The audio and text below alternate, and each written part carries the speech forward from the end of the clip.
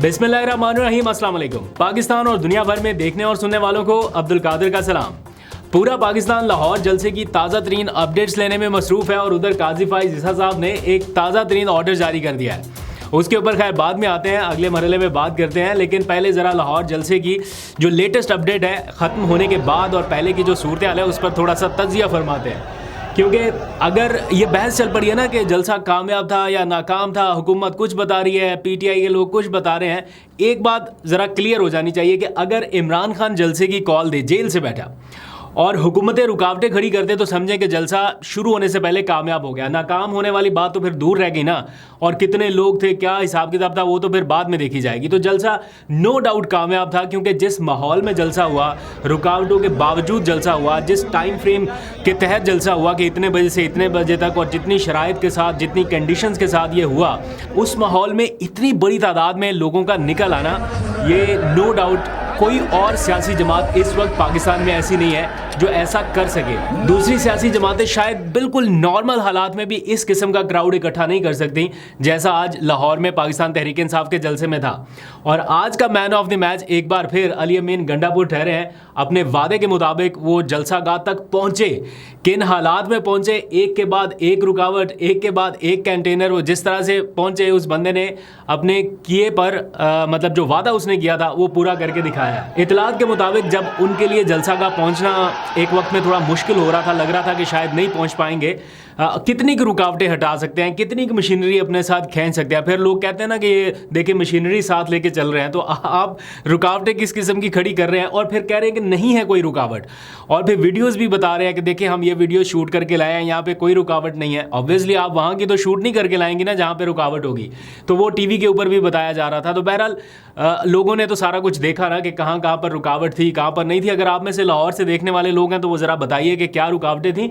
अभी तो actual footages जो हैं वो सामने आई नहीं है। अभी तो जलसागाह के अतराफ़ में ज़रा इंटरनेट का भी मसला था, वहाँ से लोग असल मनाजर अभी तक अपलोड नहीं कर पाए। कुछ देर में आपको पता चलना शुरू होगा। ये रात देर तक पूरी टाइमलाइन के ऊपर यही घूमता रहेगा, रात भर सुबह तक, फिर अखबारों में आएगा, फिर इसको इंटरनेशनल मीडिया पिक करेगा। अभी तो इस जलसे का बहुत सारा मामला बाकी है। तो एक वक्त पे अली अमीन गंडापुर को जब ये कहा गया, इतलात ये है कि उनको ये कहा गया कि आपके लिए पहुंचना मुश्किल है तो फिर ऑनलाइन खिताब कर लें, क्योंकि फिर जलसे का टाइम भी ख़त्म हो रहा है। लेकिन उन्होंने कहा कि वो हर हाल में जलसागाह तक पहुंचेंगे, और फिर वो पहुंचे और आके उन्होंने, आवाम ने जैसा उनका वेलकम किया और आके उन्होंने कहा कि जनाब मेरी हाज़िरी जो है वो कबूल समझी जाए या मान ली जाए, क्योंकि मैंने जो कहा था वो कर दिखाया, आप लोगों के दरमियान मौजूद हूँ। लेकिन ऑब्वियसली उस वक्त ऐसे हालात नहीं थे। इसके ऊपर थोड़ी सी आगे चल के भी बात करते हैं, लेकिन इस वक्त जलसे को लेकर जो झूठ और सच का मुकाबला इस टाइम चल रहा है, थोड़ी उसके पर बात करते हैं। अवाम सच सारा जानती है, ऐसा नहीं है कि कोई इतनी भोली भाली अवाम है कि इसको आप जो बताएंगे इसको लगेगा कि हाँ यही ठीक है, क्योंकि ये वेरीफाई भी करते हैं ना, जो हम बता रहे हैं उसको भी कर रहे हैं, जो कोई और बता रहा है उसको भी कर रहे हैं। तो एक्चुअल फुटेजेस, एक्चुअल सारी चीज़ जो है वो सामने आ जाती है। ये वन साइडेड नैरेटिव तो अब रहा नहीं कि टीवी के ऊपर कुछ भी बता दिया, लोगों ने मान लिया। जलसे के लिए तो लोग जा रहे हैं सोशल मीडिया के ऊपर, वहाँ से देख रहे हैं कि यार क्या चल रहा है, क्या हो रहा है, क्योंकि टीवी पर तो उस तरह से कवरेज भी नहीं हो पा रही। तो ऑब्वियसली लोगों का या ट्रैफिक का रुख जो है वो सोशल मीडिया की तरफ है, तो आवाम सारा सच जानती है। लेकिन बदकिस्मती ये है कि झूठ उन तक पहुंचाया जा रहा है, और ऐसे एतमाद के साथ पहुंचाया जा रहा है जैसे आवाम मान जाएगी या उसे सच मान लेगी। और इसमें कोई शक नहीं है कि आज लाहौरियों ने ज़बरदस्त मतलब हिम्मत दिखाई है, कमाल किया है। और ये जलसा इमरान खान की मौजूदगी के बगैर हुआ है। मतलब ये भी एक अलग किस्म का रिकॉर्ड है ना कि दूसरी सियासी जमातों से बड़ा जलसा करके दिखाना, और लीडरलेस जलसा, मतलब जिसमें आपकी पार्टी का मरकज़ी रहनुमा, वो क्राउड पुलर फैक्टर जो है, मेन फैक्टर जो है, वो एक्स फैक्टर वो है ही नहीं, उसके बिना लोग पहुंच जाए। और फिर जितनी रुकावटों के साथ, मतलब फुल फिल्मी सीन के साथ हुआ है। दिन के उजाले में जो ड्रामाई सूरत हाल रही वो अलग, फिर रात के अंधेरे में तारीकी में डूबा हुआ स्टेज वो बिल्कुल अलग। तो 6 बजते ही जैसे जलसागाह की लाइट्स बंद हुई हैं, साउंड सिस्टम बंद हुआ है, लोगों को स्टेज से मतलब नीचे उतारा गया है। ये हालात ख़राब भी कर सकते थे इस किस्म की सिचुएशन।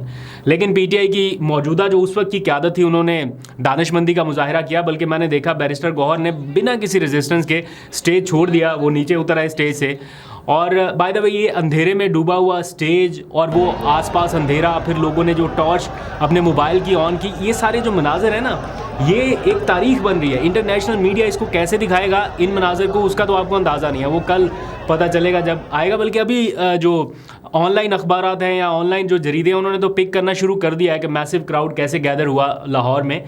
फिर जो पाकिस्तानी है वो अपना एक अलग माहौल में है। किसी ने आज लिखा कि फुल कार्डियो सीन चल रहा था, यानी लोग भाग भाग के जलसा गाह पहुंच रहे थे, पैदल चलते चलाते पहुंच रहे थे, कोई कहाँ से चला कोई कहाँ से निकला, बहरहाल जलसा गाह तक पहुँचे हैं। और फिर जो मनाजर थे वो हैरान कुन मनाजर ने कुछ लोगों को मज़ीद हैरान किया, कुछ लोगों को मज़ीद परेशान किया।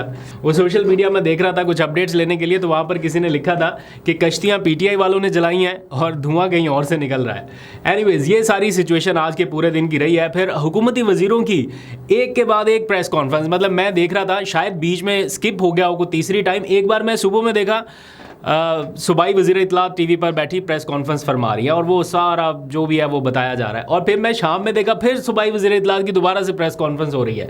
बीच में कोई मिस हो गया तो मुझे पता नहीं, किसी ने कहा था कि 3-3 मरतबा प्रेस कॉन्फ्रेंस, 2 मरतबा तो मैंने देखी और खालस्तन इसी के ऊपर। फिर सूबाई वज़ीर अलग, वफाकी वज़ीर इत्तलात अलग।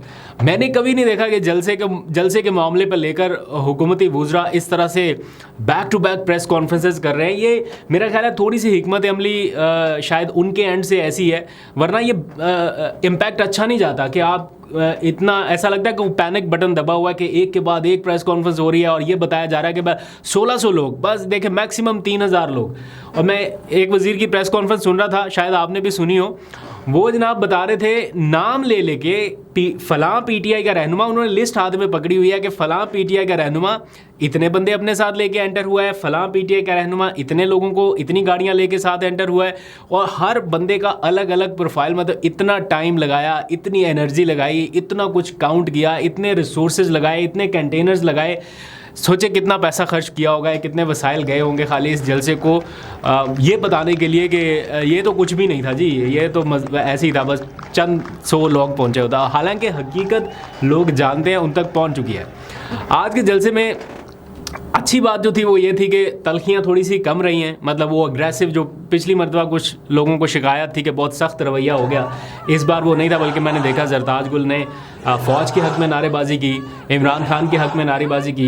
ये अच्छा जेस्चर है। मेरा कुछ लोग इख्तलाफ कर सकते हैं, लेकिन मुझे लगता है कि शायद इसी से कुछ हालात बेहतर होंगे। कोई थोड़ा सा CBMs की तरफ मामला जाए, कोई कॉन्फिडेंस बिल्डिंग मेजर्स जो है वो अपनाए जाएँ तो थोड़े हालात बेहतर हों और थोड़ी सी स्पेस मिलने लगे। लेकिन ये बात फैक्ट है कि PTI ने मुश्किल तरीन हालात के बावजूद अपनी स्पेस बना ली है। मतलब वो स्पेस जो उनसे छीनी गई थी, मतलब बाहर निकलने का मौका ही नहीं था, अब कम से कम NOC तक मामला जाने लग गया। अब नो ऑब्जेक्शन सर्टिफिकेट मिलने लग गया। दैट मीन्स कि हुकूमत को कोई एतराज़ नहीं है अगर PTI जलसा करती है। यहाँ तक आ जाना भी एक बड़ी बात है। आहिस्ता आहिस्ता इंशाल्लाह बेहतर हो जाएंगे हालात, दोनों तरफ से होंगे, दोनों तरफ से मामला थोड़े बेहतर हो जाएंगे। ये तलखियाँ हमेशा के लिए नहीं है, किसी ना किसी स्टेज पे जाके थोड़ा बेहतर हो जाएगा। आप लोगों के लिए इस जलसे की टाइमलाइन का सबसे बेस्ट मोमेंट कौन सा था, जरा कमेंट सेक्शन में बताइएगा। एनीवेज, अब थोड़ा सा आगे बढ़ते हैं, जरा जिक्र करते हैं अदालती मामलात का और काजी फायज़ ईसा साहब के ताज़ा तरीन हुक्मनामे का। चीफ जस्टिस काजी फायज़ ईसा ने 14 सितंबर को सुप्रीम कोर्ट के 8 अक्सरियती जजेस की जानिब से इलेक्शन कमीशन को जारी किए गए वजाहती हुक्मनामे पर रजिस्ट्रार सुप्रीम कोर्ट से 9 सवालों पर जवाब मांग लिया है। आपको याद होगा 14 सितंबर को सुप्रीम कोर्ट के 8 जजेस ने एक वजाहती ऑर्डर जारी किया इलेक्शन कमीशन के उस अभाम के जवाब में जो उन्हें मखसूस नशिस्तों से मुताल्लिक था ना, कि उन्होंने टाइम डिले के लिए व्हाटएवर जो भी कह सकते हैं, सुप्रीम कोर्ट में एक दरख्वास्त डाल दी थी कि जनाब हमें इस पर वजाहत चाहिए। तो उसके ऊपर सुप्रीम कोर्ट के 8 जजेस ने अचानक वजाहत जारी कर दी जब ये सारा मामला आईनी तरमीम वाला शुरू होने वाला था, एंड उन्हीं लम्हात में कि ये जितने भी लोग हैं, ये आज़ाद हैं या जो भी है, ये सारे PTI के हैं। तो इस मामले पर काफ़ी खलबली मची थी। उसके बाद अब काजी फायज़ ईसा साहब ने रजिस्ट्रार सुप्रीम कोर्ट से 9 सवालों पर वजाहत मांगी है। पहला सवाल उनसे ये पूछा गया है कि बताया जाए कि ये दरख्वास्त कब दायर हुई थी, फिर ये भी बताया जाए कि ये दरख्वास्त अगर दायर हुई थी तो प्रैक्टिस प्रोसीजर कमेटी में क्यों नहीं भेजी गई, यानी वहाँ पर जाए बगैर किसी ने क्यों इसका ऑर्डर एक तरह से जारी कर दिया। सवाल नंबर 3 यह है कि मुतफर्रक दरख्वास्तें काज लिस्ट के बगैर कैसे समाअत के लिए फ़िक्स हुई। फिर ये भी पूछा गया है कि मुतल्लिका फरीकैन या अटॉर्नी जनरल को कोई नोटिस जारी हुआ, किस कमरा अदालत या किस चैम्बर में इन दरखास्तों की समाअत हुई या उनको सुना गया जिनके ऊपर ऑर्डर जारी हो गया। फिर ये पूछा गया कि दरखास्तों पर फैसला सुनाने के लिए कोई कॉज लिस्ट क्यों जारी नहीं हुई। फिर यह भी पूछा गया कि ऑर्डर को सुनाने के लिए कमरा अदालत में फिक्स क्यों नहीं किया गया। फिर यह भी पूछा गया कि ओरिजिनल फाइल और order supreme court registrar office में जमा हुए बगैर वेबसाइट के ऊपर कैसे अपलोड हो गया। फिर ऑर्डर को वेबसाइट पर अपलोड करने का ऑर्डर किसने किया। ये सारे सवाल जो हैं 9 के करीब ये पूछे गए हैं काजी फाइज ईसा साहब की जानिब से। तो ऐसा लग रहा है कि एक नई जो रस्साकशी है या एक नया महाज आप कह सकते हैं वो सुप्रीम कोर्ट में शुरू हो गया है, या आने वाले दिनों में आपको इसके असरात जो हैं वो नज़र आएंगे। और ये कोई छोटी चीज़ नहीं है। दैट मीन्स कि काजी फाइज ईसा साहब जो हैं वो कोई सख्त एक्शन लेने का इरादा रखते हैं या कोई सख्त रद्दमल देने का इरादा रखते हैं। लेट्स सी, आपको अपडेट करते रहेंगे। अभी तक के लिए इतना ही। जलसे का बेस्ट मोमेंट क्या था आप लोग ने ज़रा कमेंट सेक्शन में बताना है। अभी तक के लिए इतना ही। अल्लाह हाफिज़।